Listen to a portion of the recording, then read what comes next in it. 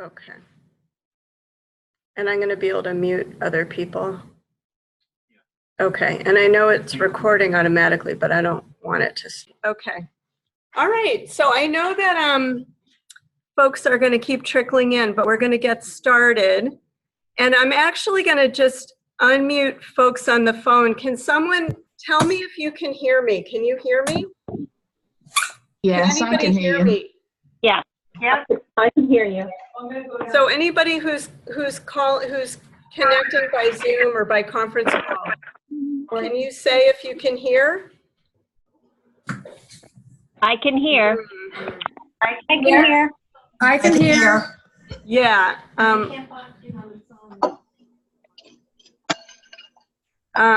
Yeah, they had to choose when they started either on, let's see, some people are still muted. Unmute, unmute. So folks who are connecting by Zoom, can you hear me? Yes. Yes. Yeah, I did do that, and then some of them are still muted. They might have. Oh yeah, look at that. It just keeps unmute all. Let's see. Unmute all. Can folks who are connecting using Zoom or the phone, can you hear me? Yes. Yes. We can hear you. Can Yes. anybody out there hear me? Okay. Yes. Okay. Yeah. Oh my gosh, that makes So total this is sense. Zoom, which hopefully is easier. Can you hear us in Oh the no, that makes sense. Good grief. I'm sorry that other right. people are being rude. Forgive me for the tech issues. I knew there would be some. Oh, they can hear. All right, at least some people can hear. Okay, great. Okay, welcome everybody. So my name is Beth Salzberg, and I know I'm gonna be on the screen a lot today, and I apologize for that. That's very rude, but I'm preoccupied by our first attempt using Zoom here today. This is something I am not very good at, this whole technology thing, so I will do my best. So I want to welcome you all.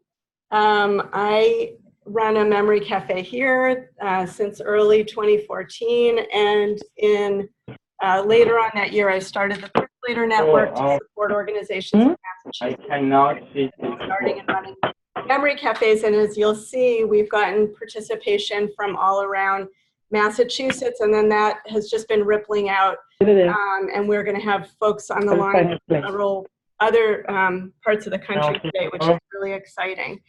So I want to let you know what we're doing. Let's see. My slide control. There we go. Can everybody in here see okay? And can you hear me okay? If at any point you can't hear me in the back of the room, just wave. And if folks who are connecting remotely can't hear or are having some kind of problem, please use the chat box and let me know. So today we're going to be doing some brief introductions and announcements. I have some updates from the Percolator network, and then we'll be hearing from Katie Brandt from Mass General, who will be talking to us about frontotemporal degeneration. And then we'll at the West County Memory Cafe from Leanne Dowd, who not only is from Melbourne Falls, she's in Melbourne Falls right now, and she's going to be presenting through the remote connection. So for me, this is very overwhelming, to be perfectly honest, but we'll do it. It'll be fine. I want to let you know that our next meeting will be Thursday, September 12th, and as usual, we will meet here, and we will have the Zoom and call-in option for folks who can't get here. We will meet from 1:30 to 3:30 as usual, and we will be hearing a presentation of the South Shore Conservatory Memory Cafes. There are two of them in Duxbury and Hingham, and Eve Montague, who's the Director of Creative Arts Therapy there. Ahora porque te vi yo a ti echándole, voy a poder decir un chiste con Fred que me gusta. Two of the members of that team are here today, and we're really looking forward to that. And the other topic is TBD, and in fact, we'll talk about that in a minute. So I want to go ahead and It's funny. It's not wanting to advance. Let's see. Oh, there we go. And just can you hear us about a few changes to our meeting format and the symbolism of the category that we started off with just a few people in a room. Laboratorio. Este laboratorio está en Santo Domingo también. Es que tiene un antiinflamatorio que last quarter, I sent a survey to folks. There's someone talking in Spanish. It's really hard to hear. To make this work better. Un Because what's been 65%. happening is more and more people have Una gente un 65 lo disminuye un antiinflamatorio. back. There are a few changes. So we are trying Zoom, Parece que los antiinflamatorios algo and I tienen. would love any feedback on Hay that. un antiinflamatorio muy bueno que es I el believe I'm penal. recording the meeting. We'll see. You can see us out there in TV land. You can see us in the room. This is actually a camera. Tenía que traer uno entero. Wide angle picture of everybody here. And we can see the folks who have a webcam on their computer, so we can see a few faces. So hopefully that will help us feel more connected and help us interact a bit. We're going to do a roll call in a very quick way. I'm going to have the names up on the screen. We won't take the time to have una taza o dos. herself, because that was No, getting como un but there poquito will como be a por ahí. chance for announcements if anyone has them. Saladita de And fruta. then the Y final el jugo de naranja, de los que vienen en los potes. Ajá. No, ellos lo sirven en su vasito normal so que that ellos people tienen. who are worried about the traffic and need to get on the road should do that. I Beth, see it's somebody Beth. Can you waving. hear me? Beth, it's Leanne. Cheryl, Can I you hear see me? that you're waving. Yeah, there's somebody, If there's somebody you're talking. having a problem, maybe you can type it into the chat. Let's see. Chat. ¿Cuánto viste? Dos. Please mute everyone. Oh, okay. Okay. Estaba acumulada. Let me mute the other phones. Thank See, you. we don't hear anybody else, but somehow other people are, okay. Does that help, Cheryl? Okay, thank you, great. Okay. Thank you, apologies. Okay, great. So, and we will continue to meet quarterly, alternating Wednesdays and Thursdays. We do that because some folks have their cafe on a Wednesday or a Thursday and could never make it otherwise. So I want to just pause here and let you all know that Mary McDonald from Rest Stop Ranch in Topsfield has brought some gorgeous flowers for folks who attended in person. I'm sorry that those who attended remotely are not going to have any way of getting these flowers, but do you want to just say what you brought, Mary? And get cultural zone, get there, and there are roses in a cup on the back table, and also peonies. Anybody wants to take those home before going home. We joined the Rose Society, so when I received some funding from my mom's best friend. Katie and I were in the FTD support group together 10 years ago. My mom passed away, she started from FTD. Katie will probably tell you her story, but this is our story. Thank you, Mary. That's great. Thank you so much. And I see that Leanne is on the line. So Leanne, I know you're there, and when the time comes, we'll unmute you so you can present to us about your cafe. Okay, wonderful. So moving along, we are going to do a quick roll call. And so I have just a list here of who's in the room, sorted by town or city. So there's folks from North Shore, South Shore, Boston, Greater Boston, and some images of our Fair City Waltham. And then, so we've got about 20 folks joining us live in person here today. And then we've got about 40 people on the line, including folks from 15 different states. So I attempted to find the state flower, And I learned a couple things. I learned that there are a few states that share the same flower, a blue-violet, so isn't that nice? And I learned that Maine state flower is a pine cone. Who knew? So welcome. We're so happy to have you all here. So does anybody in the room, to start with, have an announcement? And if I could just ask you to keep it brief. Is there something you want to share, news from your cafe, etc.? This would be a great time. Yeah, go ahead, Katie. So in Southington, Connecticut, where we have Southington in our first cafe library yesterday. Congratulations. That's great. And I forgot to mention, Katie is here in Waltham all the way from Connecticut. So you definitely get to take a rose and a peony home with you. And I think I saw Jamie in the back raising your hand. Announcement for the Memory Connection. This is our helpful memory cafe in Brooklyn that we do coming up August 21st. Largely in Park. Hoping for good weather this year because we didn't last year. We had to go indoors. But certainly feel free to pass along. Unfortunately, I tried to bring some flyers about it, but I'm happy to email folks around send flyer everybody or whatever. If you can send it to me, I'll send it out with the follow-up to this meeting. Now, folks who are connecting by Zoom, were you able to hear Jamie just now?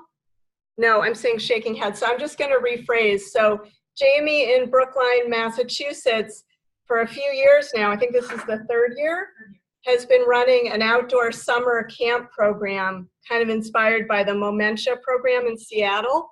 And so that's going to be coming up again. So I will send the flyer for that out with the follow-ups to this meeting. Now I'm going to unmute the folks on the phone and see if anybody on the phone has something that they want to announce. Las papitas, las cositas que la Okay. But the case. que viene como pa los Frito Light. Okay, so do you know if she was with the Department of Social Services or the Department? Que parece como una salsita de tomate, pero no. Esa salsita y tú se la echas y la. Pero yo puse un poquito así a los dos, a mi marido y yo. Ajá. That would likely be social services. Que tenía una hambre especial. ¿Cuál es? De la que yo compro siempre de la Italian. Dijiste que me iba a traer la cosa. For sure. La galleta. So I'm not sure if that's going to be something, if you're not like are you a healthcare power of attorney or a power of attorney for him? Because they might not be able to Tracy. And I think I'm just going to ask for folks in the room, when you're speaking, use your outdoor voice, because I want to make sure. That's, I mean, but I guess. Now, does anybody on the phone be able to do but I can give if you have muted, but I think some people have themselves on mute. So if you want to make an announcement, please check that your phone is not muted. And please go ahead if anyone would like to make an announcement. Por fuera es como amarillito con pintica, como si fuera roja. Yo sé. Ese que yo compro. Es que eso que me gusta. Y es Filadelfia. And if anybody, if it's easier for you, please go ahead and type your announcement into the chat box, and I'll read it. ¿Qué quiere decir si you I'm just going to allow a moment for that. Que se anuncien, pero poquito. Okay. Una palabra larga, you announce me. Okay. Wow. If at some point, if you didn't get a chance and you want to share something, oh, here comes one. So this is from Sarah in San Antonio. So they are forming a memory cafe network starting this September, which is great. I'm so happy about that because I think here in Massachusetts, we found that having some kind of coordinating mechanism has really made it easier for the como tuve, yo cojo un pozuelo de eso por donde está como la primera letra. No, ajá, como por ahí. No más para abajo. Each other and so forth. So that's terrific. Hello? Let's see. Yeah, this is me. Okay. Thank you.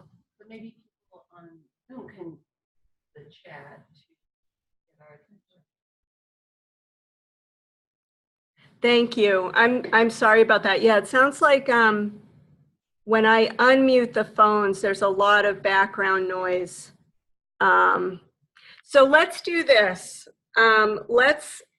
for folks who are on Zoom, please use the chat box to alert me that you want to share something.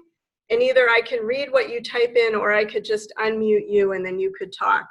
And I see that another participant who's in North Carolina says that they're also working on starting a memory cafe network. So that's fabulous news. That's great. So folks who are connecting by Zoom, please feel free to just chat at any point, sharing comments, questions, etc. And so I will move on. There are a few updates that I have from the Percolator network. So these ones are for Massachusetts. We are now above 110 cafes. We're either at 111 or 112. And I'm extremely excited that there are now 3 cafes held in Spanish, 2 in Portuguese, and a brand new one just started by the Greater Boston Chinese Golden Age Center in Chinese.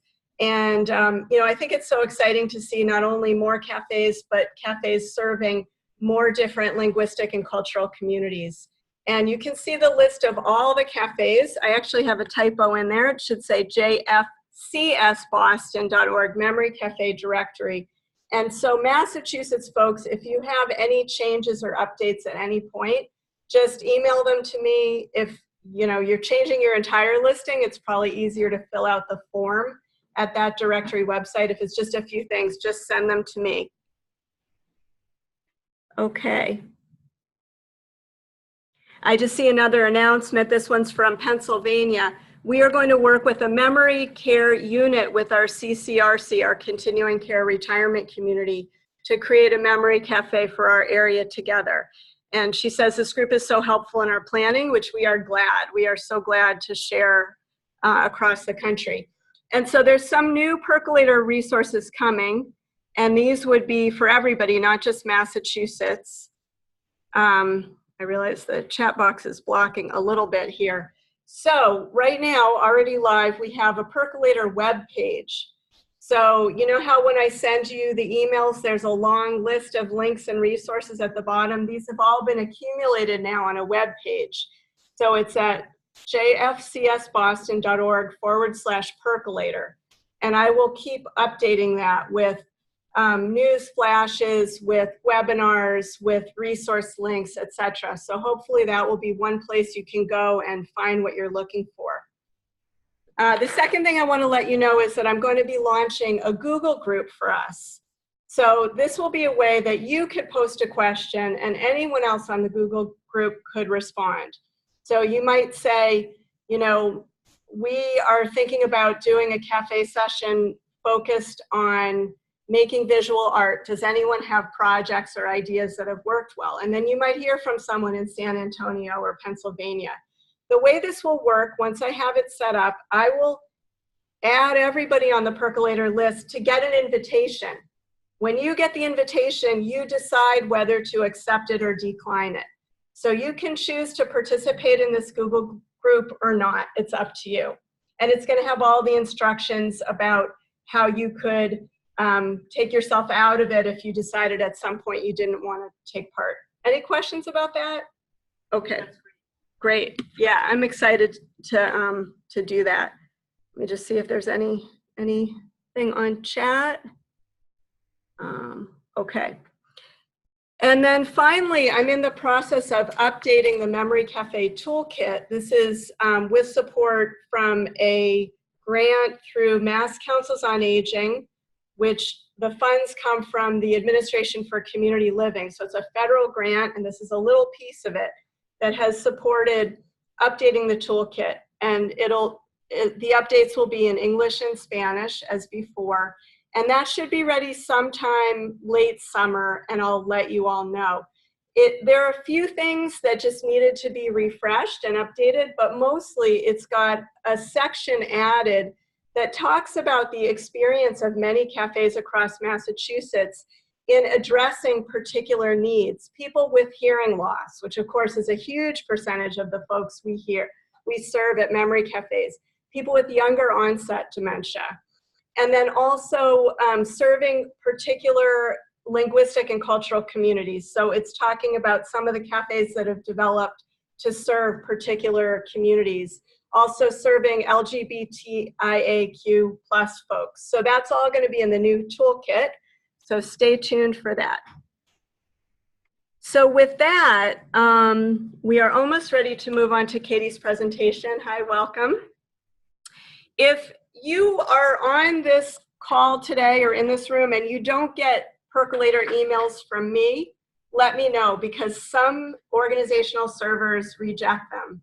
And it's hard. I try to work around, but some of them just bounce back. So contact me if you're not getting my emails.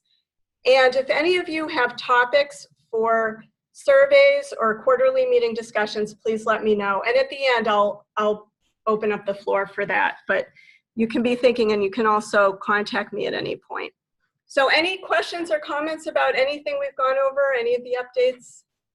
Okay, let me just make sure I'm not missing anything in chat. Okay, whoops. All right, there we go. So what I would like to do now is turn it over to Katie Brandt. And Katie, actually, I'm just going to give a tiny bit of context before I bring Katie up here. Katie is the Director of Caregiver Support Services in the Frontotemporal Disorders Unit at Mass General Hospital. And she is really a tireless advocate and an amazing source of knowledge. The reason that I asked Katie to come here today is because there's been a couple of cafes over the years that have had challenges serving guests who have frontotemporal degeneration. And so it seemed like this would be something that would be helpful for our network at large, because our commitment as cafes is to serve people with dementia due to any underlying condition at any stage of disease progression. So we all are always building our skills and our knowledge base to be able to do that better. And we know that different medical conditions do not play out exactly the same way. I want to just put it in context a little bit that there's been a couple of issues at a couple of cafes, because a few quarters back we did a survey on difficult interactions at memory cafes. And what we found out is that through our network overall, it's very rare that any kind of problems or difficult interactions with guests take place at memory cafes. In fact, what we learned from the survey was that it was more frequent that there were issues with staff or volunteers speaking in a kind of demeaning way or not understanding some of the dynamics of dementia. That happened more often than issues caused by guests. But while this is not a frequent issue, we still want to learn and grow our skills.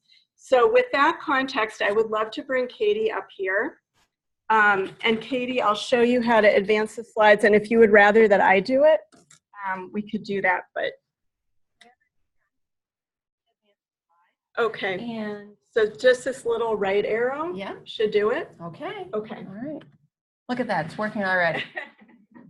Hi, everyone. Thank you for having me today. I hope that the folks on Zoom can hear me as well.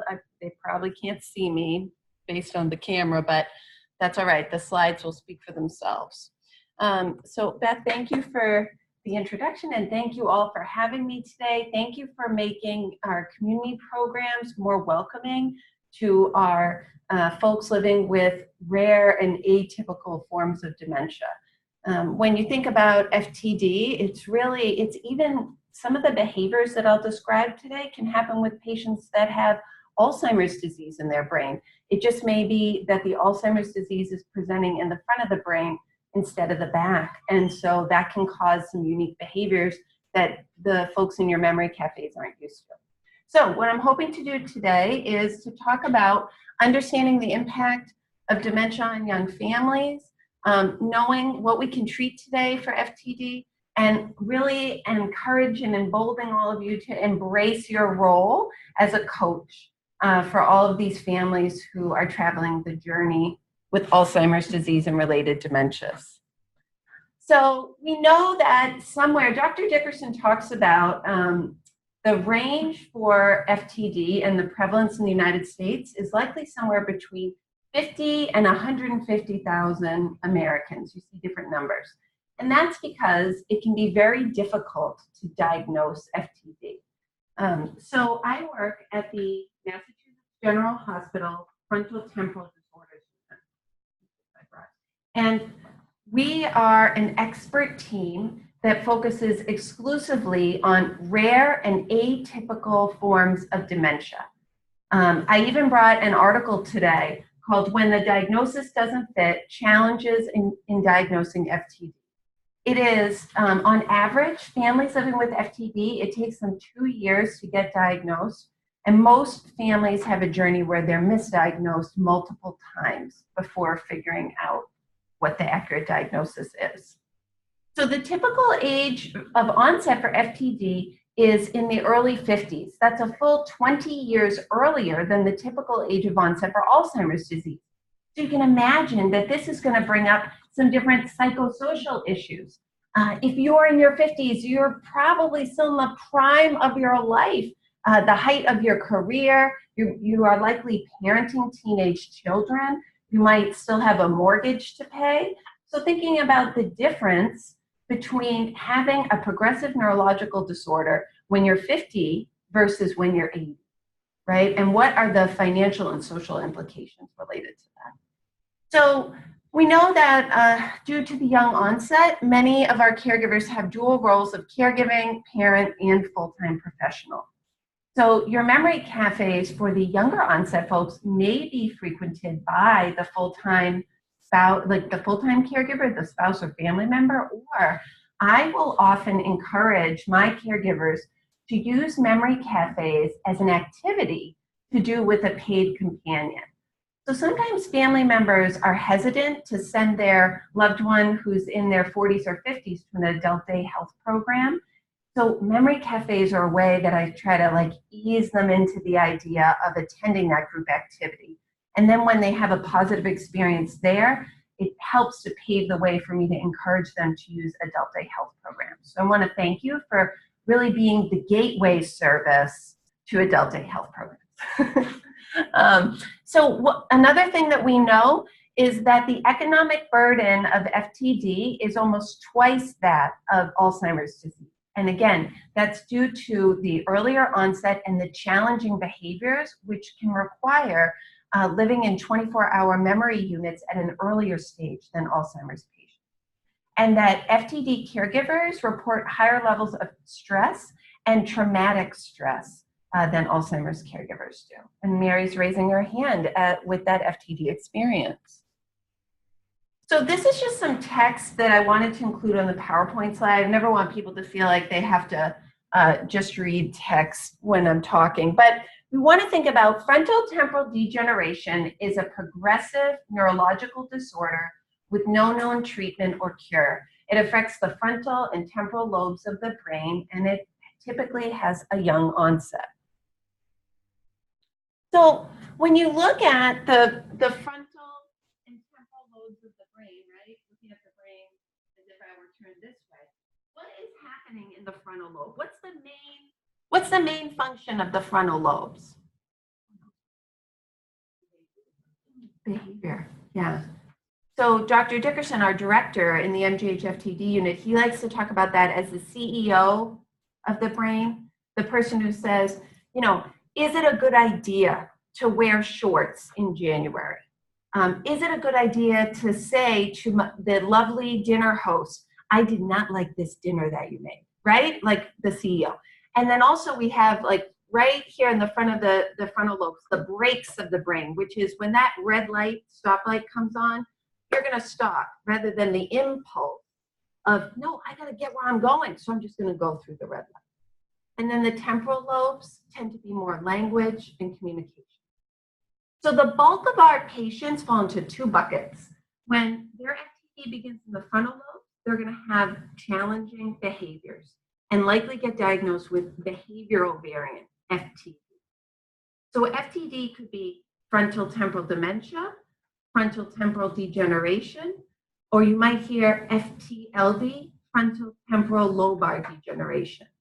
But for the most part, families connect with FTD. And I think older physicians who learned about it 20, 30 years ago might call it PICST. That's kind of old thing. And then our patients that have issues that begin in the temporal lobe, are more likely to have those language and communication issues. And that is, their diagnosis will likely be primary progressive aphasia. And one version of primary progressive aphasia, logopenic, there's like 3 different variants, is actually caused by Alzheimer's disease. So it's, those things are like the clinical aspects, right? You want to think about what are all the FTD syndromes that we care for. We know that ALS is included in that. In 2012, it was realized that there is a genetic mutation that causes individuals that get FTD and ALS together. We care for people that have the different types of PPA, logopenic, agramatic, and semantic, and that just really talks about what type of language challenges they're going to have.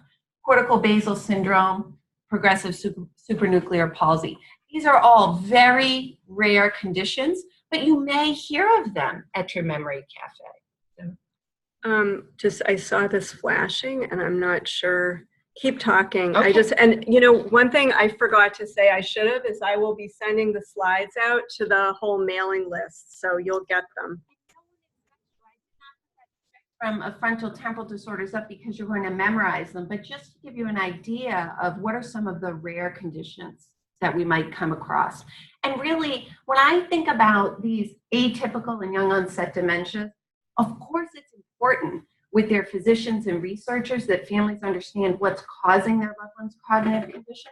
But when you think about the care required at home, they need the same services that an individual living with typical Alzheimer's disease needs.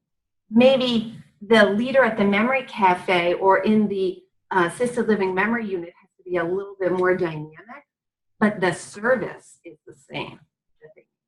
So I just, okay. I'm sorry, it said in the chat that the audio is going in and out, and I can't imagine why. The only thing I can think of is maybe when you turn.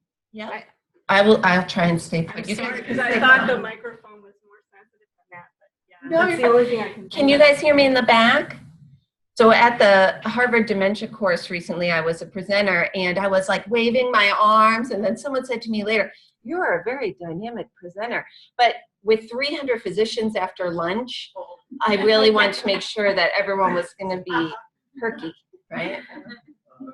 This is one of Dr. Dickerson's slides that I just like to show. It's an FTD-PET comparing the normal aging, Alzheimer's, and FTD. And I just think it shows so visually, right? This would be your very typical. You look at that normal brain with so much red, all those colors are like how active is your brain? When you get that sugar, the glucose injected in you, and then you have the scan, your brain is using all those sugars and is so active. And in Alzheimer's disease, you can see that it's more active in the front because Alzheimer's disease typically affects the hippocampus in the back of the brain first. And then in FTD, the back of the brain is more active. So you just really see that opposite. Maybe it's frozen. I think because I was using chat. Yeah, there we go. So I just wanted to give you guys a brief comparison thinking about 2 individuals at a cookout, because I think that this could be helpful when you're thinking about your program. So if you think about bringing someone with behavioral variant FTD to a cookout or someone with Alzheimer's disease, what would be the different things you would have to consider in the exact same setting? So just imagine a cookout at a person's home, maybe with a pool, a buffet table with some hot dogs and cookies and chips and places to sit, kids, maybe a dog running around.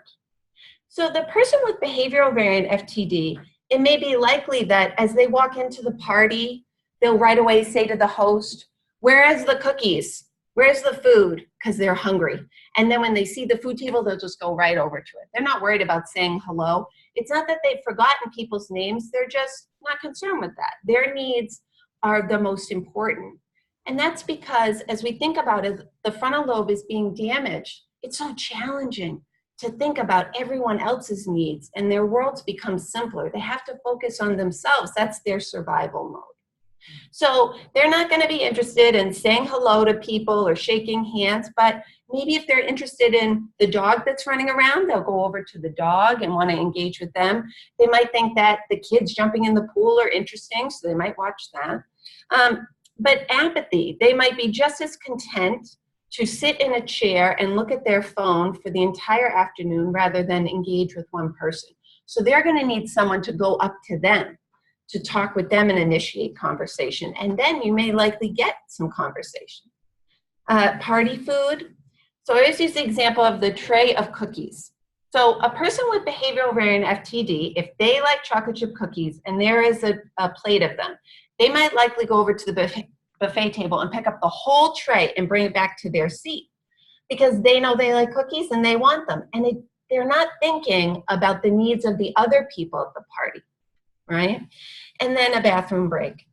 So when it's time for them to use the bathroom, if they're a male and there's a tree line in the yard, they might feel like it's just easier for them to use the tree line to go to the bathroom instead of walking into someone else's house, looking for the bathroom. And then when their loved one tells them that that's not okay, it's not going to bother them and they won't feel embarrassed. So that would be a behavioral variant person. But yeah, Mary's Cafe is outdoors, so that's fine. And that might be fine, but just kind of that alertness of why, why is that happening? But if you think of an Alzheimer's disease patient, when they come in, they might feel a little anxiety because the greeter, the person who greets them at the barbecue might be so warm and friendly, and they might think, I'm supposed to know this person, but I can't remember their name. So they may be withdrawn because they're worried about interactions. So they might need people to talk with them to help them feel more comfortable and relaxed. The repetitive storytelling, right? So every time they see someone, they might say the same thing like, gee, it's a hot day today, or boy, those hot dogs smell good. Like just repetitive storytelling. When you think of the party food, you think of the Alzheimer's patient who likes those chocolate chip cookies, would see the tray and think, boy, I like chocolate chip cookies, and take one. And then when they walk by again, they're like, boy, I like chocolate chip cookies, and take one. And they may end up eating 5 or 6 without knowing that they've already eaten some. But maybe if there's only 1 cookie left on the plate, if it's been embedded in them, that you don't take the last thing. You know how sometimes families have that social grace if you don't take the last thing? The Alzheimer's patient may not, because they won't have remembered if they've had some or not, but that value could be deeply embedded in their long-term memory, and so they may not take that. And then for the bathroom break, you may notice your loved one pacing, looking for a bathroom, because even though you may have shown them where it was at the beginning of the party, they can't remember, but they wouldn't likely use the tree line because as the frontal lobes are still engaged, they would think it's inappropriate, right? Some of you may know that I came to this work not because of a job posting, but because of a love story. So it's a picture of my husband, Mike, and I on our wedding day on the steps at St. Anselm College. And Mike and I met when we were freshmen at St. Anselm. Our first date was a walk on the soccer field at night to look at the stars. And Mike came with a backpack with a half full bottle of red wine and some big red party cups. And we walked out and talked for hours on the soccer field. And when I came back and met with my roommates, they were dying to hear all the juicy details because that night was heavy with the promise of romance. But I had to tell them that Mike was too shy to even hold my hand on the way back to the dorm. What did you say? Did he lose points? No, we did not lose any points for that. So a week before our 5th wedding anniversary, we found out that our love was too big for just 2 people, and our baby boy Noah was on the way. At that point, we had both earned our master's degrees, mine from the Heller School at Brandeis University, and Mike his master's in theology from Boston College. And we felt like we were well on our way. This was everything that we were looking for. Beautiful family life, a little house in a lake community in New Hampshire, and a beautiful baby boy. But something was not quite right. Mike started developing some new compulsions. You know, we loved reading the Harry Potter books together. And suddenly Mike wanted to listen to the Harry Potter audio tapes. That's 117 hours of audio. He wanted to start at the beginning and listen all the way through the 7th book, and he didn't want to be interrupted. He listened to it on Bluetooth in the car, Bluetooth in the kitchen, earbuds. When I was in active labor with our son Noah at the hospital, I had to tell him, take those earbuds out of your ears. Not normal behavior, right? Let's see what my other is. So he had some changes in executive function. I mentioned we lived in a lake community. Mike was a big guy, 6'3", 275, and suddenly he thought it was a great idea to go for walks in the middle of the night across the semi-frozen pond in early spring. That's not good executive function. At the time, around 2008, that's when gas was closer to $5 a gallon. And so Mike would drive for miles to find cheap gas and buy 1 gallon and then come home, proud that he bought 1 gallon of gas for a cheap price. Again, you think that's not making much sense. He started getting in trouble at work for not wearing a tie, which is part of the dress code. And he kept getting written up, and I said to him, Mike, why won't you just wear your tie? And he said, well, I don't want to. Again, very strange. So I started taking Mike to different doctors, and he saw 8 medical and mental health professionals who misdiagnosed him with various types of depression. He spent a week in a secure psychiatric unit, stayed overnight at the hospital, and had many tests. But it wasn't until I took him to Boston that he was, thank you, that he was diagnosed with behavioral variant FTD at the age of 29. So really, if you think about us, you know, what would be some of the things that would be unique to our situation as a family living with a young onset dementia? What do you guys think? Yeah.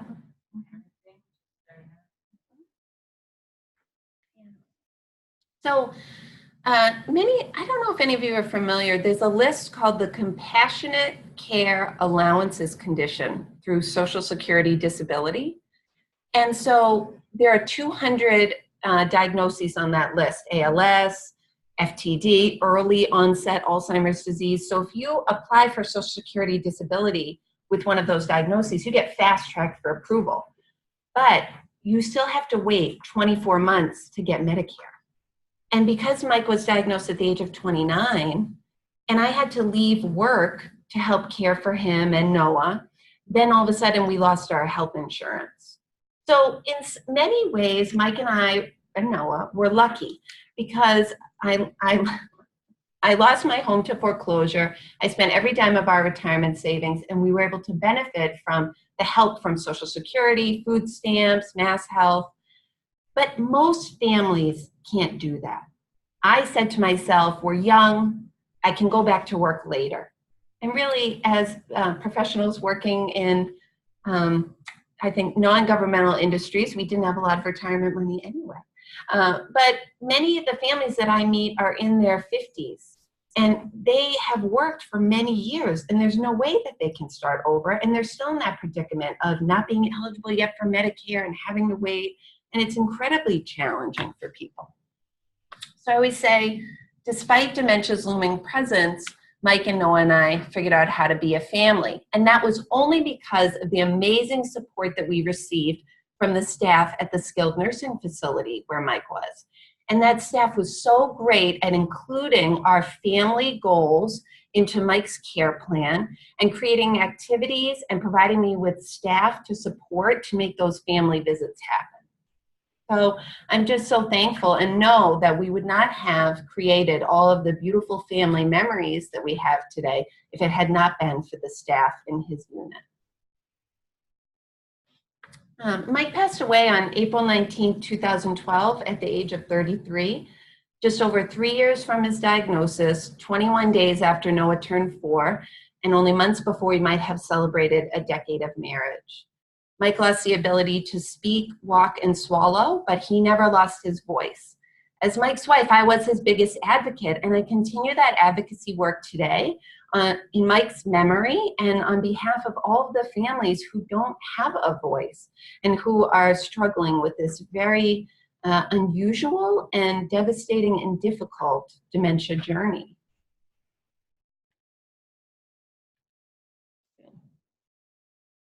Am I going too long, Beth? No, you're great. All right. Nope, I allocated very time. Okay. So I would rather walk with a friend in the dark than alone in the light. This is where you guys come in.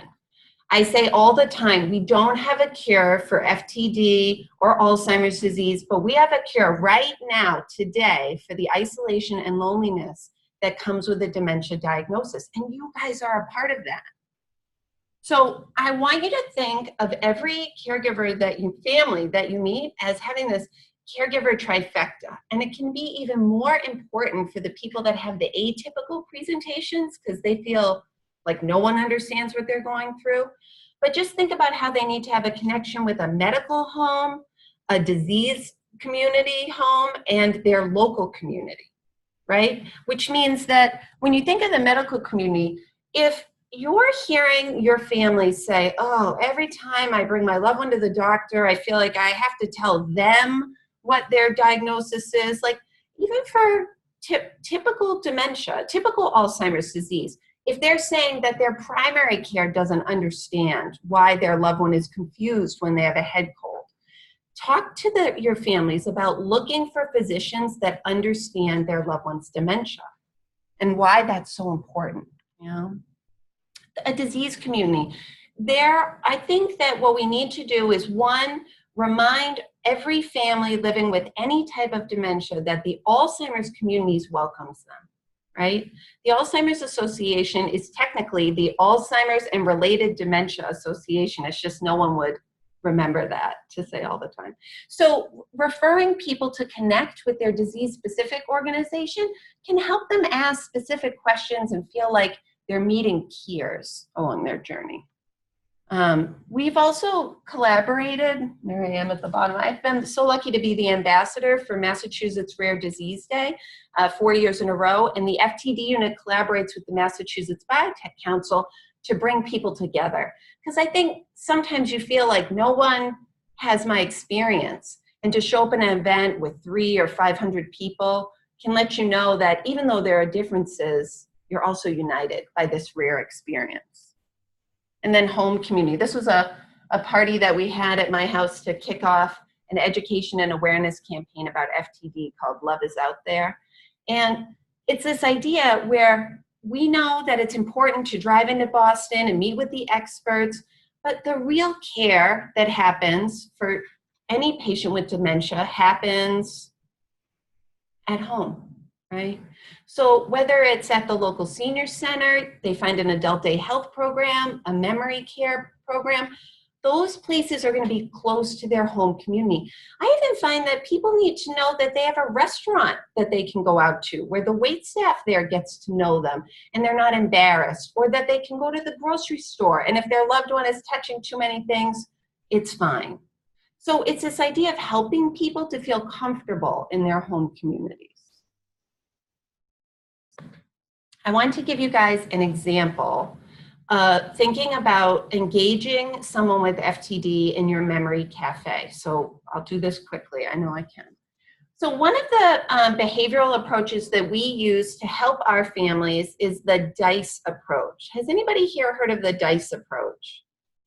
Oh my goodness, we gotta do a DICE training, Beth. It's great, yeah. So DICE is a program that reminds me a lot of habilitation therapy. It's just like a little bit more distilled down and action-oriented, and it stands for describe, investigate, create, and evaluate.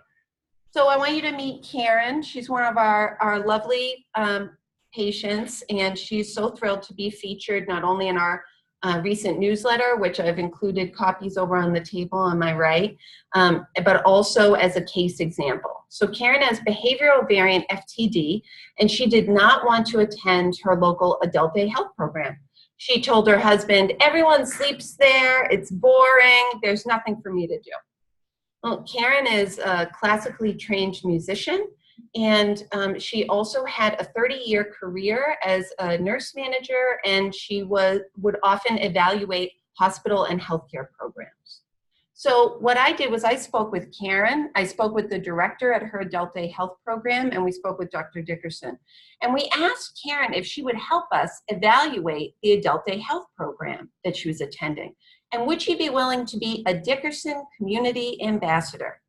So Dr. Dickerson wrote her a letter. Really, I wrote it. And Dr. Dickerson wrote her a letter asking her, can you go to this program every day that your husband drives you until you come back for your next appointment? And when you're there, could you fill out this sheet? And I asked questions. Did anyone smile at you at the program? Did you hear any music today? Was there any laughing?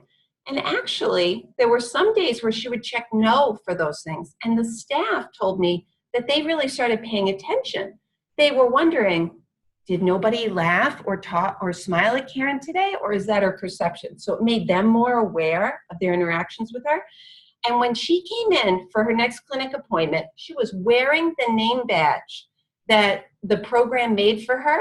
And she told us that she works there now and that she's very important to the program and had started playing the piano every day at lunch for the other participants. So what started out as something, I don't want to go there, there's nothing for me, became a source of pride for her.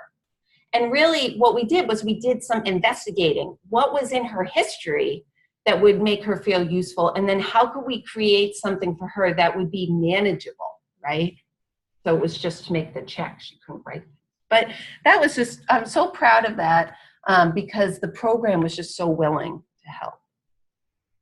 So to destroy is always the first step in any creation. For a lot of our families, a dementia diagnosis, whether it's FTD or Alzheimer's disease, destroys the life that they thought they were going to have. But I really try to work with our families to let them know that it can open the door to create something else. And I say, you know, just because dementia has come into your life does not mean that joy has to go out. So you can still make new memories of joy. It's just gonna look different than you thought. So we like to have community events with sequins and swag and music. Here's my son Noah. He was interviewed, what was that, the Boston Herald Radio, so cute, where he said frontotemporal degeneration, like clear as the bell. He was really great. And I think that this is helping our families to feel more connected. It helps us learn more about our families' values so that we can help to guide them in medical choices. And as they feel more connected with our program, they're also more likely to want to participate in our research, which is how we're going to get to treatments and a cure. So it becomes this beautiful cycle where we're all helping each other. So as I leave you guys today, I think on time, I want to leave you with a baseball story. Really, I probably should be telling a hockey story today because that's what we're all excited about. But I want to tell you about the time that Noah was playing baseball as a first grader. So he was playing second base and a heavy hitter got up to bat, a second grader. And so he gets up, the pitch is thrown, and that batter hits a line drive to Noah's glove, like wham. And Noah catches it and looks at the ball.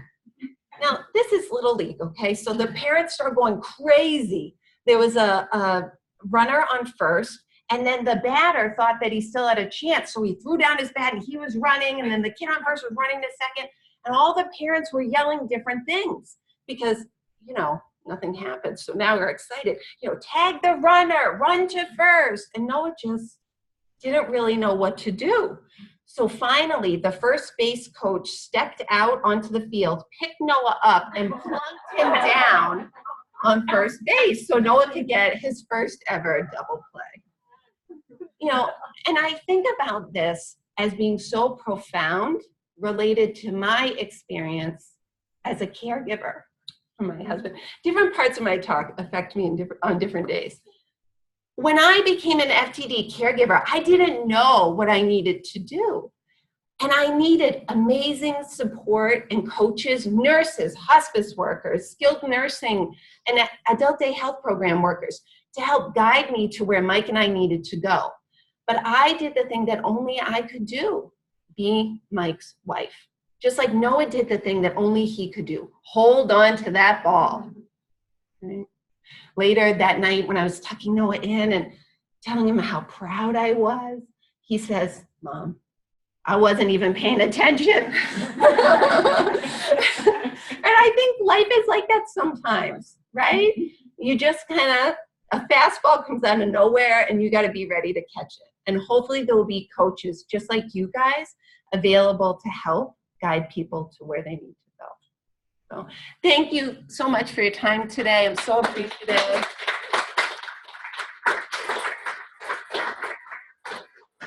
Thank you so much, Katie. I am always so inspired and I learned so much hearing from you. And I just thank you to have lived the experience that you have and taken that to help other people.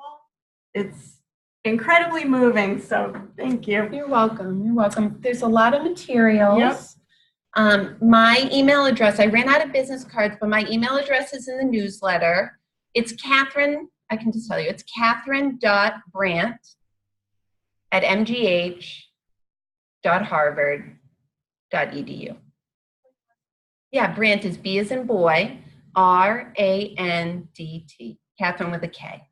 And I'm going to be emailing out some additional flyers and handouts that Katie had shared along with the follow-up to this meeting. And I just wondered if anyone has any questions or comments about any particular experience you've had in your cafe. Go ahead, Karen.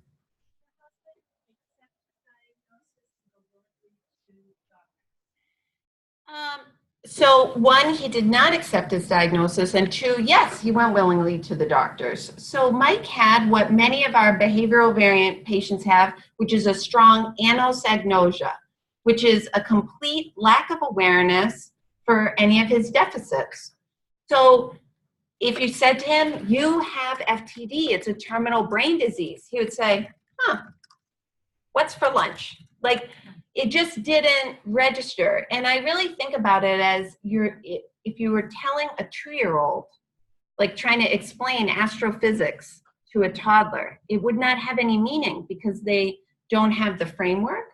So as Mike's brain was damaged, he lost the ability to understand the impact of what did that mean, which I think was a big gift for him. But we would just get him out to go to things by telling him that we would take him to Starbucks, which was true. We did take him to Starbucks, but first we have to go to the doctors. And so while we're at the doctors the whole time, he would say, when are we going to Starbucks? But for a lot of folks that works. You find out something that they're interested in or that they want, and then that's the carrot to get them out the door. Yeah. From a dementia-friendly community perspective, how was friendliness, inclusion, and support expressed in your community or your family? Yeah, for my particular family, or for 3 of you. I think that it was just that. So the question Katie asked is, how was friendliness or dementia-friendly inclusion expressed for our family? I think it was that a welcoming from other people in support groups that we attended. But, it was very difficult. I was often the youngest by 20 or 30 years in most support groups.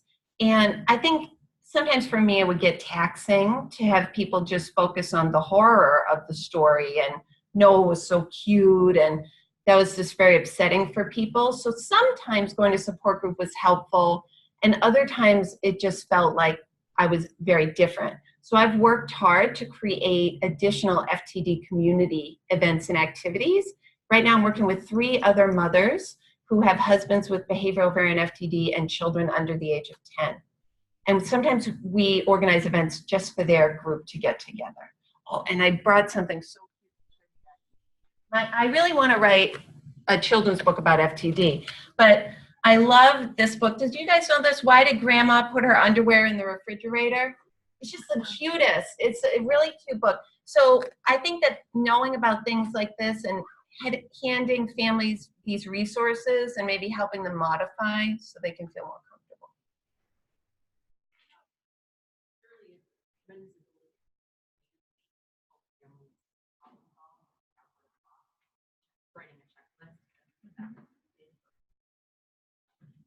Thinking creatively now that how have you?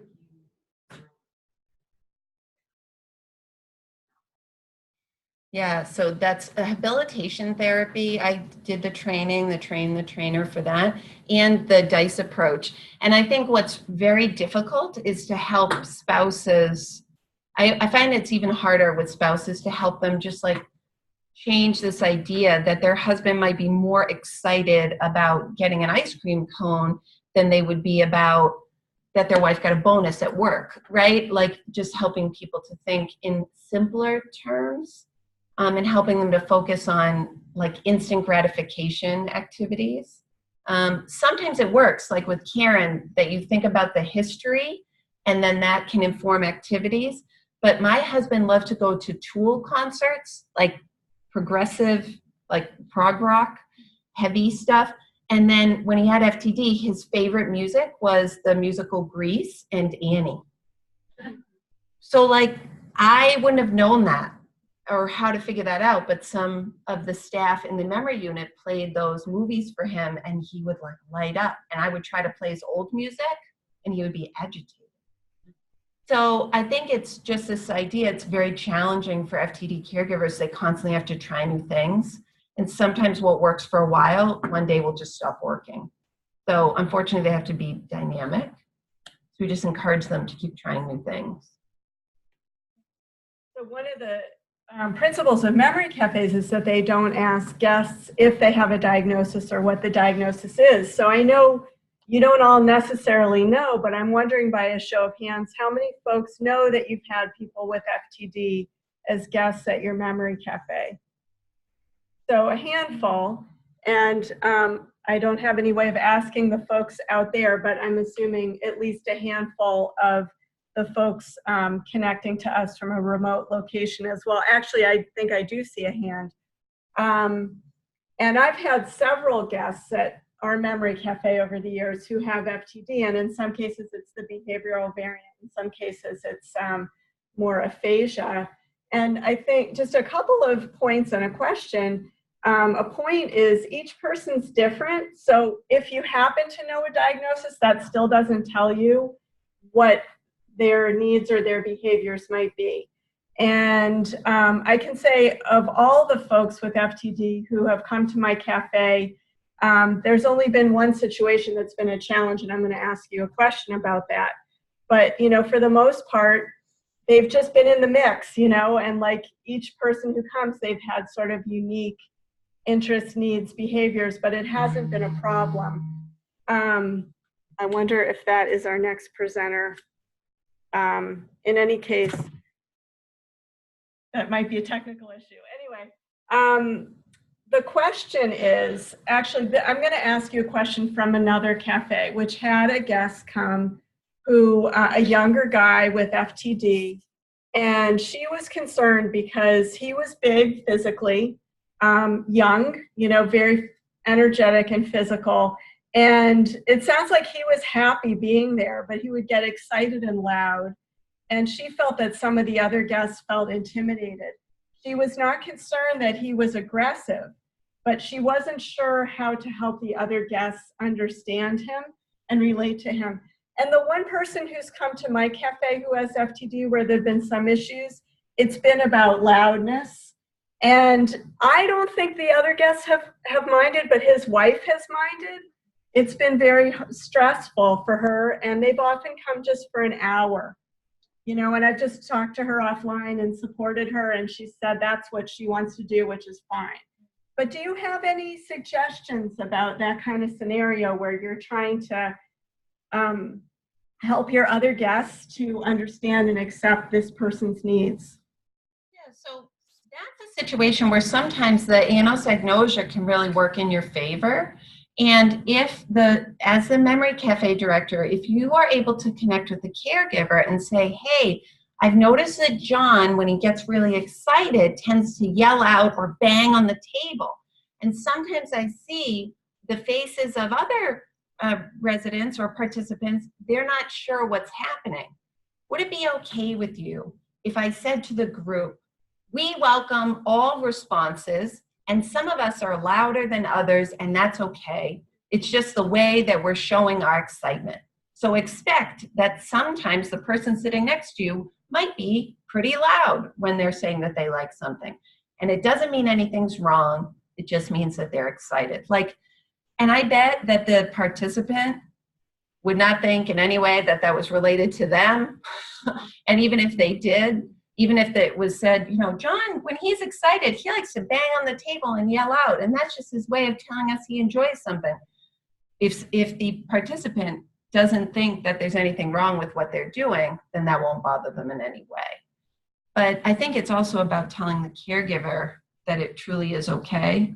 One of my caregivers, I think she went to a Newton Memory Cafe, and her husband with aphasia was banging off beat to a song that the group was singing, and he was singing different words. And she became incredibly embarrassed and whisked him away. And she said that the Memory Cafe director reached out to her and told her it was fine and welcomed them back. And she said they did go back. So I thought, and again, nobody made them feel uncomfortable. She just thought, oh my gosh, he's ruining the song. But that didn't bother anybody. Thank you. And I love your suggestion about just saying very clearly, we welcome all responses, and just really normalizing it, and that would put everyone in the room. That's great. Gordon?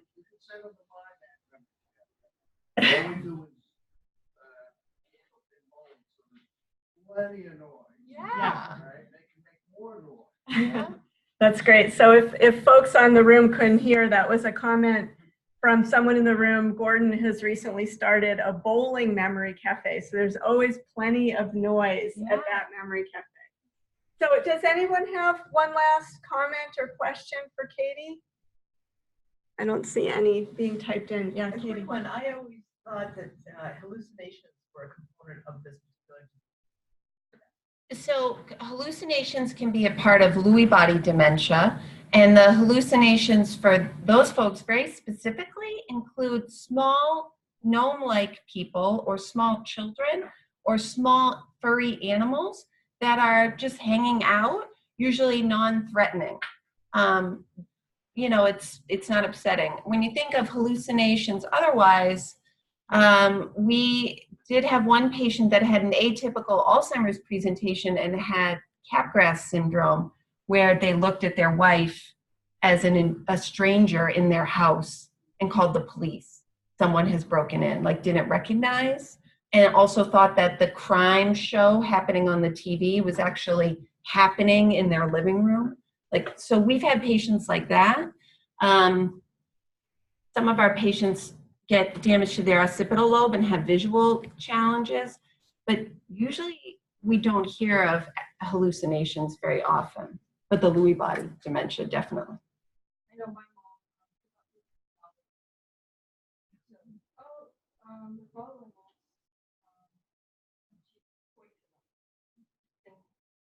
when we're driving in the car. The problem is, I'd also like to talk about the age gap in programs. When you're an FTD caregiver and a 35-year-old, whether you're the adult child or maybe you're the spouse, it is kind of scary to go to a program where and that was part of my own. 10 years ago, there wasn't a cafe. And my mom was an artist like myself. That program was more like bingo. And Margaret was just like, no, we're not going to go play bingo. And me as the dementia, as the FTD caregiver, I didn't feel comfortable feeling like I was going to from a program where I did go and watch it, and it was people in their 80s, and I just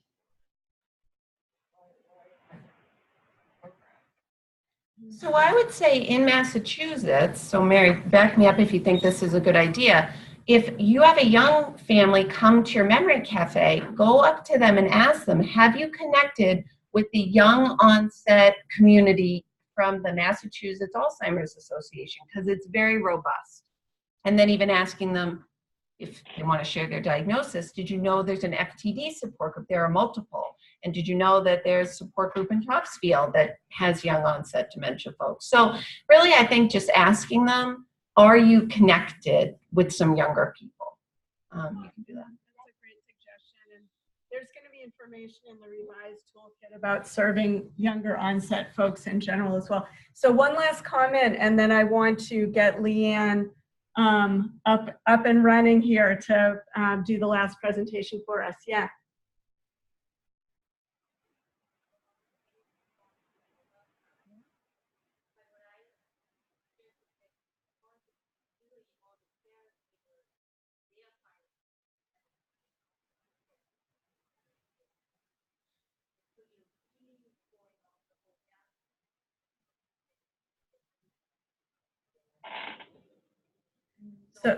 So question, if I can just repeat it, because I think it's a little hard for the audio to get through from the back of the room. What do you do if other caregivers appreciate that every response is welcome, but some of the other guests with dementia might really be thrown off by some behaviors?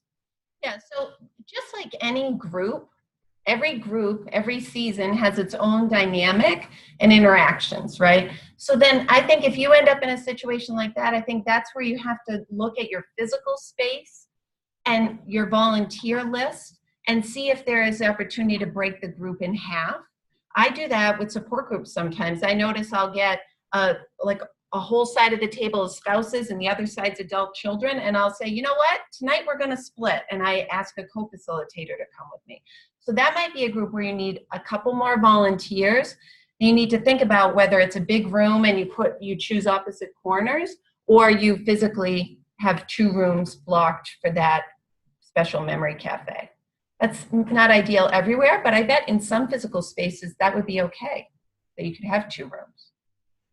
Thank you. That's really awesome ideas and food for thought. And thank you for sharing your contact information for follow-up. And I know you wanted to get a picture. Oh, yeah. Maybe so at the end? Or are you able to stay? Oh, yeah, okay, that would be great. So Leanne, can you hear me? I can.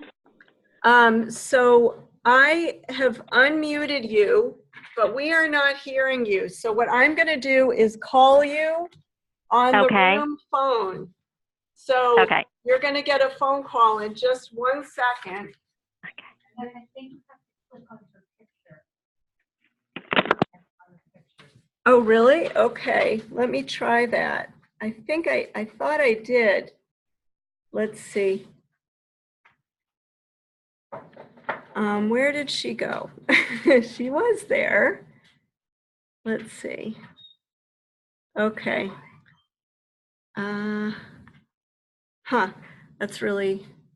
That's funny. Well, I'm going to just take the direct approach here. So folks, feel free to stand up and stretch.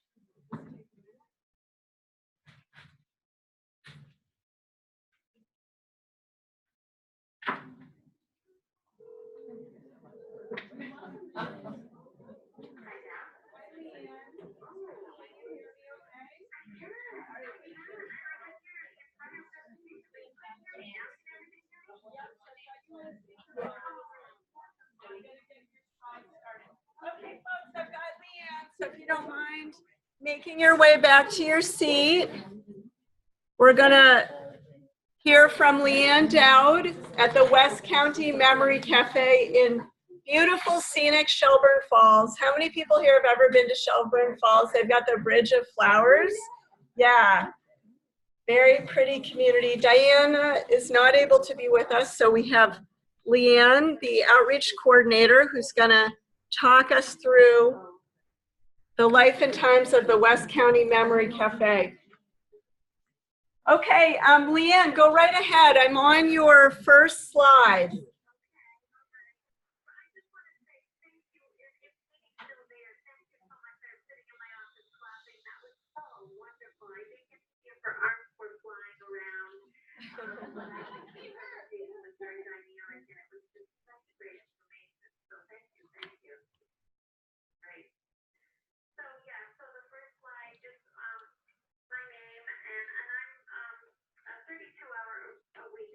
Coordinator at our senior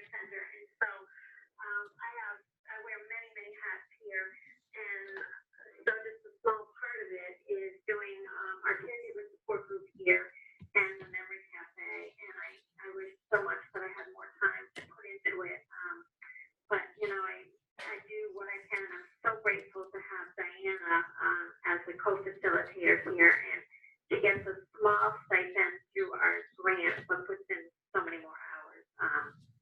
So if you could go to the slide that just shows our senior center. Are you there, Beth? Just about. Okay, there we go. Okay. Yeah, so our senior center is actually located in Shelburne Falls. We're not far from the Bridge of Flowers at all, and I didn't get to see how many people raised their hands, but if you've never been out this way, it's worth the drive. It's just a really, really beautiful community in Western Massachusetts. So we're a consortium senior center. We're made up of 3 rural towns of Ashfield, Buckland, and Shelburne. And the senior population is about 1,800 and really, really rapidly increasing. You know, we're just in the 6 years I've been at the senior center, I'm just seeing numbers increase dramatically. And our staff is small. We have our director who's 40 hours, myself, that's 32 hours. We have an 18-hour-a-week activities coordinator, and then just an 8-hour-a-week office assistant. So we're small. We try to make the most of what we have available here. And then the next slide, there's a picture of Diana and I.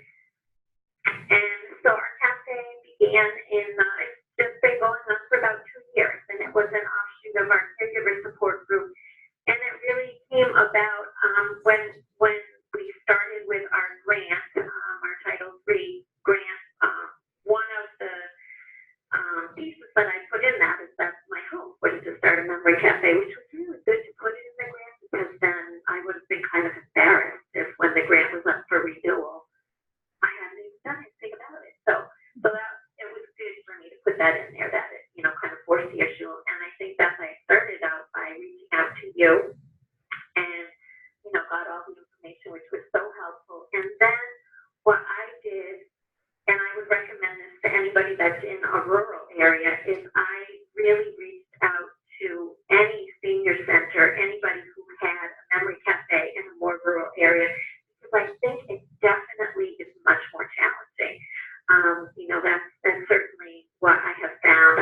It's kind of apples and oranges compared to a more urban senior center.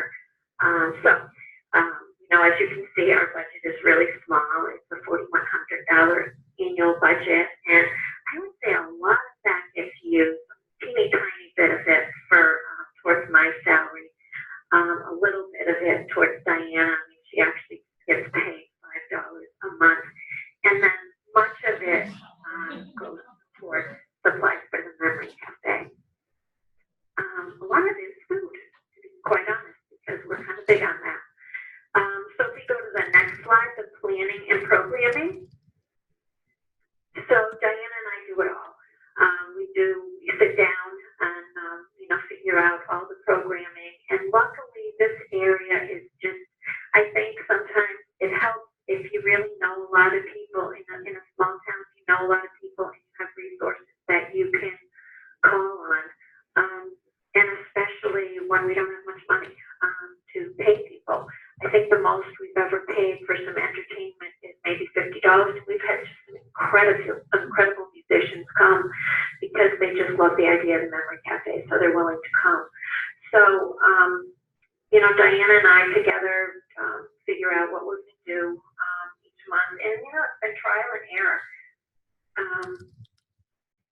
Yeah, some fails, and I think a lot of successes, but definitely some fails, and I can go into that in a minute. We always start with lunch. It's I would say that our senior center is kind of known for putting out some really good food, and so we decided to incorporate that into the memory cafe. So we have guest chefs that help each month, and we get creative with the menu. I have to say, the picture I took, that's maybe not one of our more creative ones, but we've done all kinds of things. You know, we try to think about the season we're in and do food with that. We have some wonderful farms in the area, so we try to, you know, do farm to table menus as much as possible. And we generally, because, you know, so many people have dietary concerns, now we're really not able to meet all the needs, but we usually always, actually can't say usually, always have a vegetarian option and then a non-vegetarian option.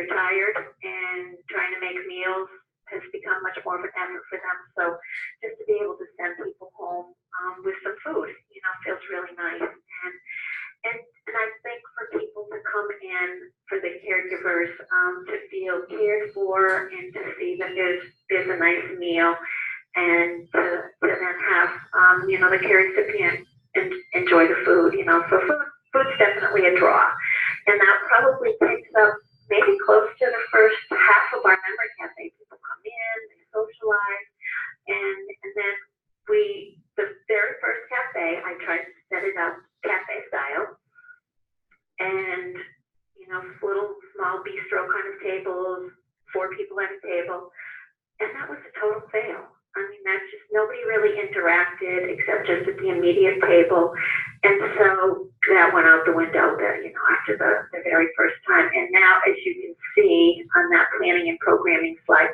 we just kind of set it up that sort of horseshoe style. And so it's just we have a buffet table with all the food on it, and then we have the horseshoe kind of set up so that we're all interacting with one another. Always try to have whatever season we're in.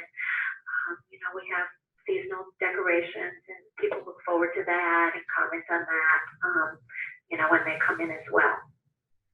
Is everybody there? I feel like I'm talking to nobody. No, we're here. We are here. We hear you, and we're looking at your horseshoe. Content, I have to say, babbling away and not hearing anything. Yeah. Thinking, oh, I hope the light hasn't quit on me. You're doing great. So then if we can go to the successful activities slide. Okay. Then maybe I'll think of ones that haven't been some. I'd rather lead with the positive. So everybody loves music. And that has been, we've tried different things. The first cafe, we had music when we had the little bistro kind of table set up. We had music, a piano player in the background, and then after lunch, he played more songs.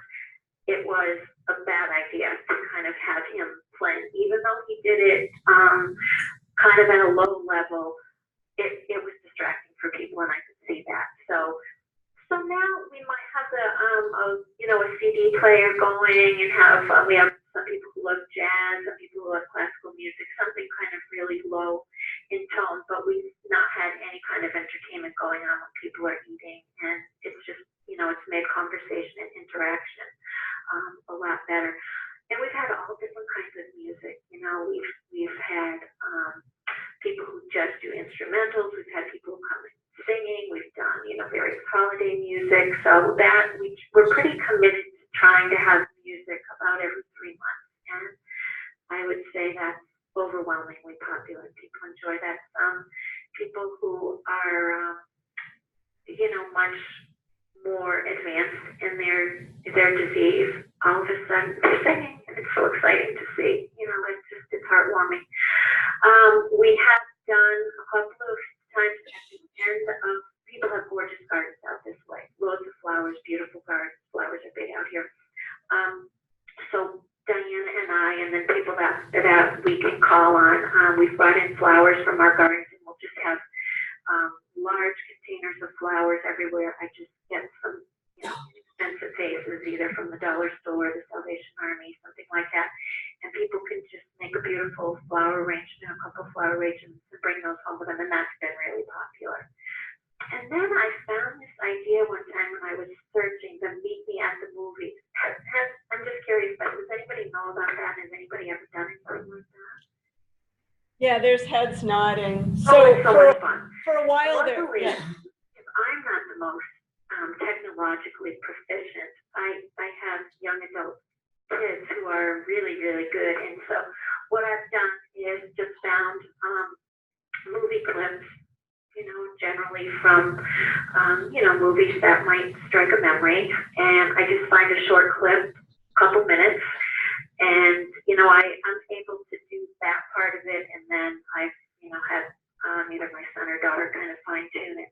And that has just been a blast. The first time we did it, some people who I don't really hear much from them, they were just like shouting out these movies, and then people begged to do it again another time and said, oh, we do musicals next time. And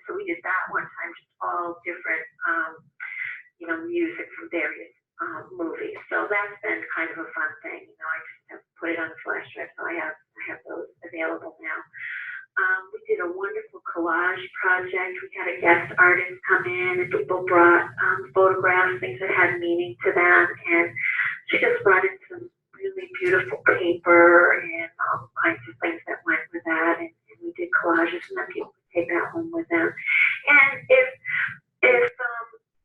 you know, sometimes it's just a care partner doing that, and you know, the person with Alzheimer's is watching, and that's fine, you know, because they enjoy looking at the pictures. So it's, you know, it's a whole. Some people are very, very capable. You know, people are in all stages, and some people are completely able to do the project. So just you know, enjoy watching. I had a really good friend of mine who's a beautiful watercolor artist, but also works, you know, with at her art studio, does a lot of work with children. So she you know, do some simpler projects, and she came and just did, you know, very, very simple. And some people were able to do things a little more complicated. For some, it was just, you know, just having fun with the brush and the colors on the paper. And what came out of that was beautiful. We have, we're right at the Connecticut River, so we took a boat trip one time. We used some of our money for that, and it's going to do a whole picnic and then the boat trip and maybe do ice cream after, and it was just too much. So we just did the boat trip, and that was perfect. You know, it really was, the boat trip was it. You know, and I talked with people ahead of time, you know, what do you think about the picnic? What do you think about stopping somewhere? And everybody, you know, I get my best ideas from the people that come to the Memory Cafe, and so we just decided on the boat trip. It was very successful. Just had so much perfect, ended up being a perfect day.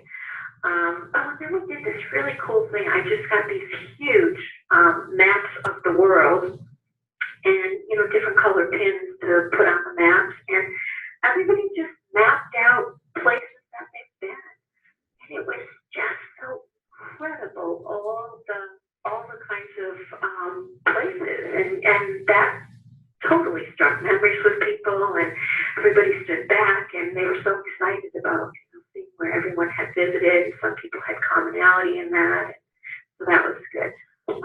So then if we go to planning and programming, continue, just some photos of, you can see on the right-hand corner, the map project, and with the dinner table, painting, one of our musicians. And then if we go to the next slide, volunteers, there's a couple of our guest chefs in the kitchen. And then this is a photo from our recent volunteer appreciation. And you can just get a sense, because we're a small staff senior center, we cannot function here without volunteers. We have just such incredible volunteers, people who come forward all the time. And I'm always kind of keeping on the look for somebody who it may work for them to be involved, either cooking or helping out with the Memory Cafe. It's not for everybody, but you know, we've had some great volunteer participation with it, and we couldn't function without it. So then the next slide, the challenges and evaluation. We do an annual survey. That's actually, we need to do that because of our grant, but it's been a good thing too, because I've gotten some ideas from people on that. We've had a great return rate. I think this year it was closer to 90%, you know, that we got back on the surveys. I encourage people to call, send our flyer, ask people to give me a call before they come to the Memory Cafe. But sometimes that doesn't always happen, that's okay too. But we always check in with people after they've come to the cafe for the first time. Diana does those check-in calls, just so that they know that we want to know what they think, how it went, any suggestions they might have, if they feel comfortable. And then once we have someone on our list that's come to the Memory Cafe, Diana always does reminder calls. And I think in a rural area, that is key. We spend a lot of time checking in with people. We make calls before support group. We make calls before the Memory Cafe. It's been a way to help people to feel connected to the cafe, and for us to get feedback and just, you know, reminders for people so that we do have participation. So our attendance, I think the lowest we ever had was 6, and then we've had up to 20. And we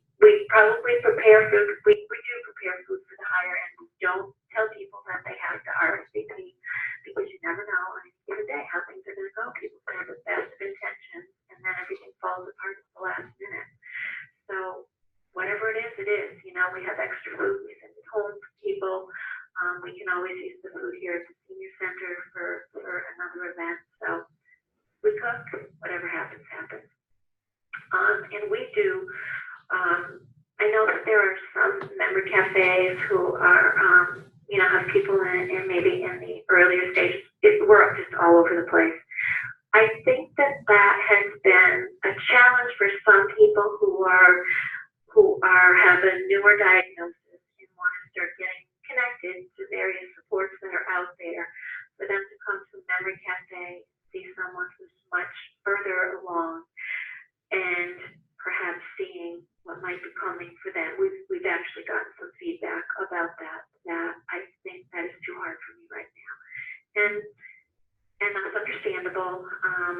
And there is another cafe in Greenfield, and and I certainly suggested other cafes to them, but we've just made a decision that we're not going to limit it to that anybody can come. So we have, for example, a couple of spouses bring their partners who almost need to be fed at this point, and that's fine. They have, I think they get the caregivers, they need it so much and they get so much out of it. And I believe that, the person that they're caring for is also, getting a lot just being around other people who love them and care about them. So, and that's just our flyer that we have. And before we get started, we do have a newsletter that goes out every month. It's a pretty substantial newsletter, and that goes out to about 600 people. So people are hearing about it that way. Our newsletter is also online. A lot of people, read about it that way. We have a number of churches in the area, and I have a pretty good relationship with all the pastors, so I check in with them periodically because so many of the churches out here now have an older population, maybe not just here, but attendees. So that's been, a good source of, getting the word out. Our local ASAP is Life Path, and they've referred people. We have several small newspapers that come out monthly in the area. We always have information about the memory cafe there. And then I have relationships with a number of psychotherapists in the area who work with people with Alzheimer's or related dementia and their families. And so I'm always in touch with them. We've gotten a lot of referrals to either our support group or the memory cafe. And there's my contact information if anybody wants to call. Actually, I got an email yesterday from somebody in Indiana who must have gotten the information that I'm thinking from the network. So that was kind of fun to hear from them. Great. Thank you so much, Leanne.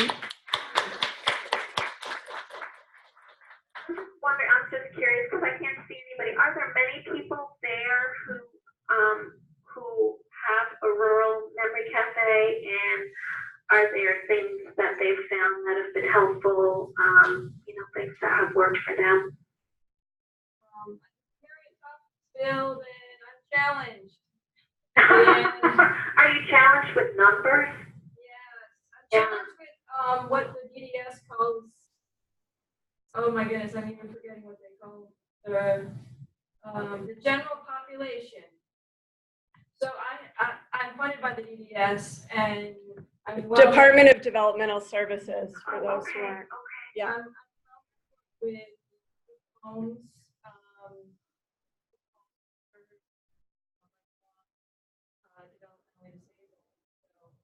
Regularly at our memory cafe, I have from the group homes coming with people with developmental disability and some form of dementia.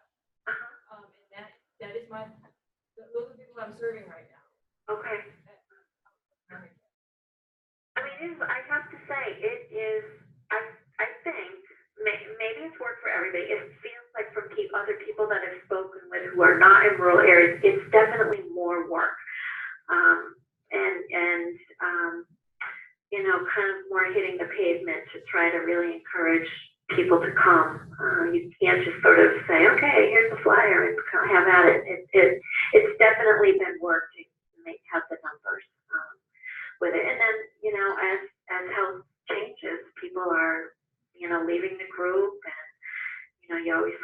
get more people coming in as some people are leaving. So my email is there, and I would welcome any suggestions from anybody who particularly has has had success with a rural memory cafe.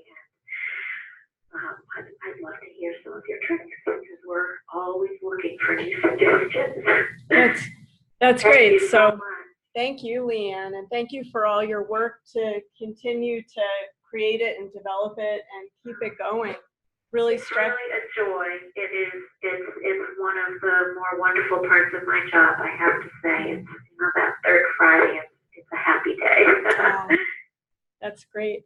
So anyone who runs a rural memory cafe, whether it's in Massachusetts or elsewhere in the country, Leanne would definitely be interested in hearing from you. Her contact information's on the screen. And thank you for sharing some of the particularities about running a rural cafe. And I think it'd be great for people in that situation to connect and share their tips. Does anybody here have any questions or comments for Leanne? Or anybody on the screen? For some reason, I've been trying to put a message in the chat box and it's not letting me. I don't know why. But if you are connected through Zoom, if you want to chat a message, it seems like it maxed out, or I don't know. Oh, sent to everyone. Oh, thank you. Okay. That's great. Thank you for fixing. There's a, it's just like your story, Katie, about the coach picking up your son and moving him. It takes a village. It takes a village to learn to use a new technology. That's for sure.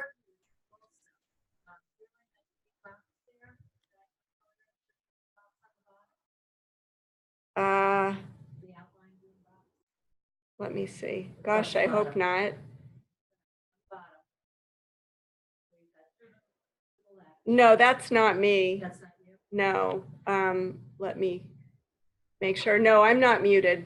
I'm the microphone up here, which is showing movement. So yeah, I'm not sure why folks were having trouble hearing, but that's something I'll have to puzzle out.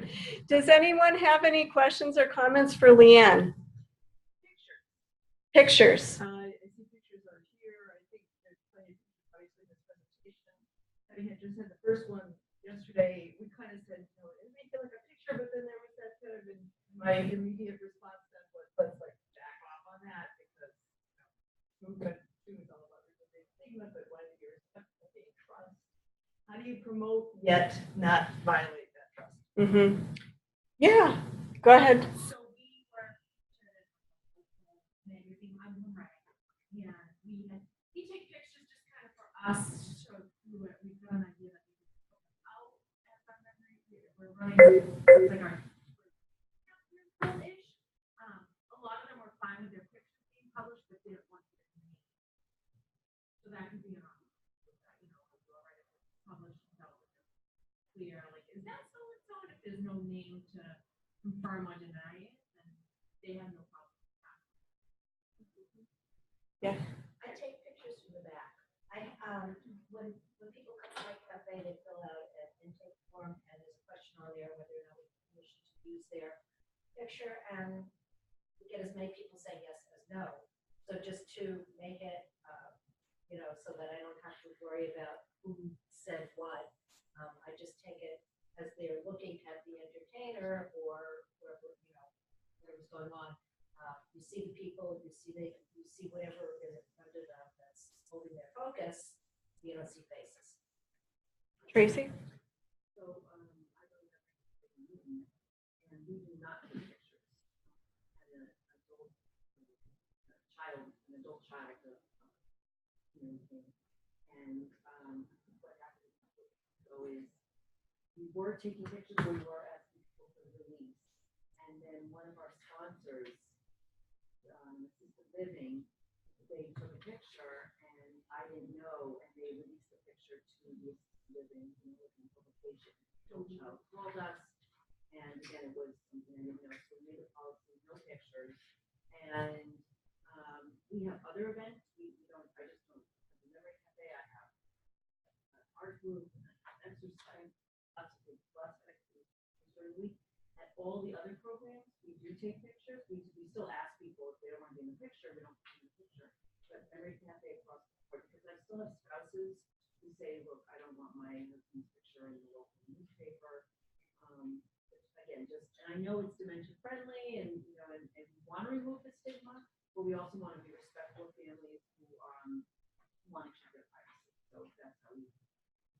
So those are several different responses, and just like everything we do in Memory Cafe world, there's no one right answer. It really is about communication and what your particular group of people feel comfortable with. So I'll just recap a little bit in case it was hard for folks to hear some of the comments. So one cafe has been meeting for a couple of years and has worked up to taking pictures. Another cafe, the coordinator only takes pictures from the back. A third cafe doesn't take pictures, and that stems from an incident where someone from a residence attended the cafe, took a photo, and put it out on the residence's newsletter, and an adult child saw it and was upset about that, and that triggered a policy of not taking pictures.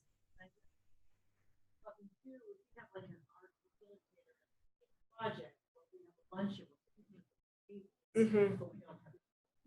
So thank you.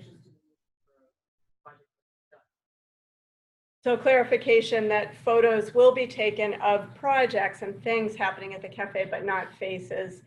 At my cafe, when I first started, I had been in touch very closely with the Upper Valley Memory Cafe in New Hampshire, and they gave me some photos to use in my initial flyer. So the coordinator there very, very kindly got permission from a handful of their long-term guests to help us start the second cafe in Massachusetts at that time. And then once I'd been rolling for a couple of months, I started asking our folks if it was okay, and they were fine. And we do have a photo release. What I do is every month I put some of the photos together and I include that in the flyer for the next month. Sometimes it's very precious to people who attend to get specific photos, and sometimes I will send a particular photo to an individual or a couple of them. I'm really cautious, and if there were a particular situation like that, I'm sure I would respond the way you did, Tracy. And there absolutely are people who don't want to be in the photos, and that's fine. And even though they sign the release every month, I say, I like to take photos. This is what I do with the photos. If you don't want to be in the photo today, just wave me away. It's fine, and everybody laughs. So I always give them that new opportunity. So there's no right or wrong. It definitely can be a way of really boosting your publicity because people like to see, well, what does a cafe actually look like in action? But it can be sensitive because there is stigma. And keep in mind the 1-minute PSA video, which we have in English and Spanish, that's on the Memory Cafe directory web page for Massachusetts.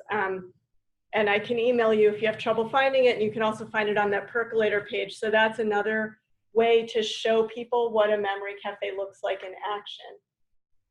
I know some folks have to leave, that's fine. Don't be shy if you have to. Are there any other questions or comments for Leanne or about anything? So where I am, I hire a musician or whatever it is, a dance person. So on a limited budget, I'm just curious, if Leanne actually sitting down and doing the projects, or did she hire someone? No, it's actually the only thing is our volunteers. I mean, we have incredible artists in this area who are willing to come and do projects with people. The only time we've paid, 2 times we've paid for music, and they've been willing to do it for $50. So it's also the really good part about living in a small area is this senior center is really well thought of, and people are so generous here. They're just so generous. So it works well with not having much of a budget. So yeah, I mean, I feel like people get to see me enough, so it's rare that I would actually be doing the project, you know, or whatever the activity was. So we really try to get, you know, somebody to come in to do that. And I have to say, just with the photos, I, of course, ask and you know, we check with people all the time about it, and the photos that were here, people were actually really excited about having your photos there. But inevitably, people, and I don't know if it's just as our community is, but people are happy to be in photos because I like to take pictures too. Where I drew the line is we have had a videographer who was doing a video all about our senior center and wanted to come to the Memory Cafe. And I said, no, I didn't even ask people. I didn't feel comfortable with it. So that's kind of where I drew the line. Because it does feel like, you know, it's our kind of private time. And I wasn't really looking for somebody to be there with a video camera. But yeah. Others? Leanne, do you have an understanding of the socioeconomic status of the people who are coming, or at the educational level of the people who are coming? Yeah, I would, first of all, the community that we live in is, Franklin County is very poor.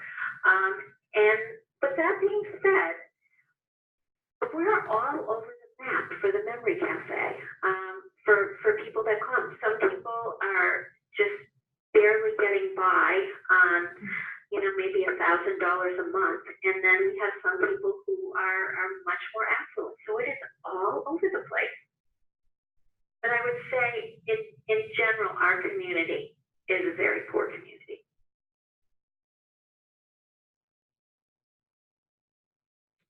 So every community is different. Oh, goodness. That's a new twist.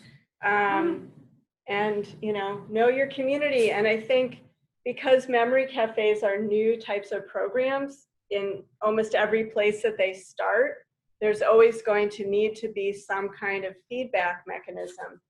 And, you know, whether it's socioeconomics or whatever the variables are that shape people's lives, shape how they live, shape what they're looking for, you're not going to necessarily know that. You give it your best guess, and then you're going to want to communicate with them and get feedback. I know when I started a cafe, I thought maybe we wouldn't always have programming. You know, it seemed like whenever I was starting up the more scheduled part, I had to interrupt people who were chatting away. So I thought, well, maybe they just want to chat and that's all we'll do. So I had a couple sessions like that, and I asked for feedback, and the message was loud and clear for our population here. They want programming. But there was no way to know. And I definitely have talked to cafe coordinators who got the opposite message. They got the message from the folks who attend, we just want to chat with our friends. We don't want somebody leading a sing-along. We do not want that. So there is no one size fits all. So we have time for another question or comment if anybody has one.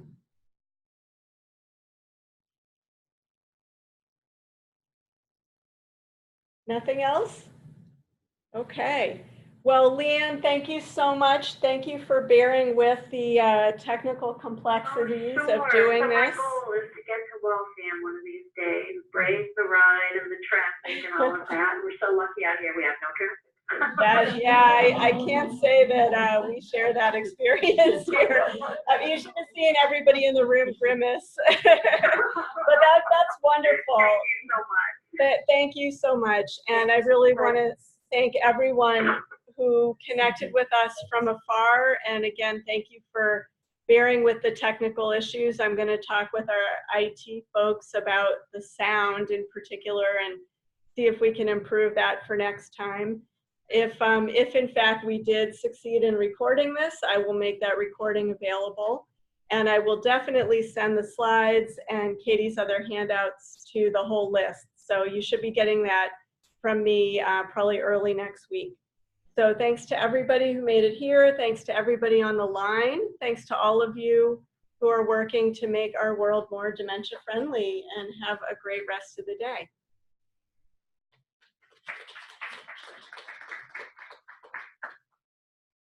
And take a rose with you. Oh, and I think